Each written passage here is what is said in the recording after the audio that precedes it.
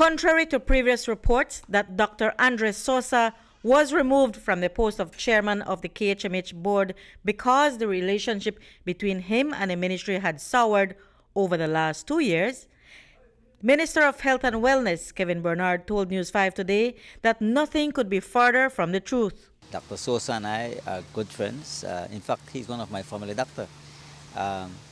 So it was no easy feat for us making that decision. We need somebody that really has the worth of experience in financial management in order to be able to really look at where K.H.M.H. needs to go. K.H.M.H. needs to be financially viable, sustainable as well. And I think that in order for us to do that, we need to bring on someone that is able to then move the institution on a more financially viable footing. And so that is the basis of the change.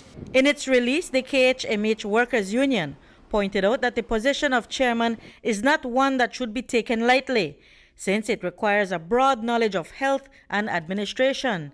And that is the same justification the minister gave us today when we met with him. Did Dr. Sosa did his very best? Of course he did his very best. So while the decision may disappoint some, but we need to really get K.H.M.H.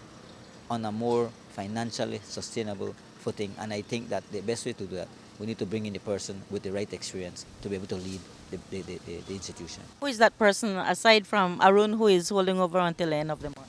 Well, just to also clear the air, Mr. Arun, who is the current vice chairman, has been asked to hold over up to the 28th of February.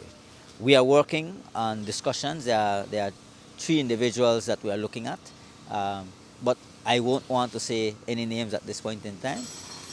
We know, however, that by the end of this month, we will have a new chairman. According to the minister, one of the prospects is a current board member, and the other 2 are from outside the hospital but have the requisite experience. He also assured the union that the ministry will live up to its pledge for an overall improvement over the next 6 months. Management and the ministry will be working very closely with the union to ensure that there is smooth sailing thereafter.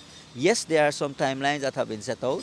The issue of the CT scan, the issue of making sure quality medication and supplies, improving, yes, and it is continuous. The whole process of us moving up the tender process, making sure that we have a member of the coalition involved in the whole tender site process, the bidding committee. Minister Bernard said that the ministry has presented a realistic budget that will also focus on the K.H.M.H. and the need to improve on the supplies and demands.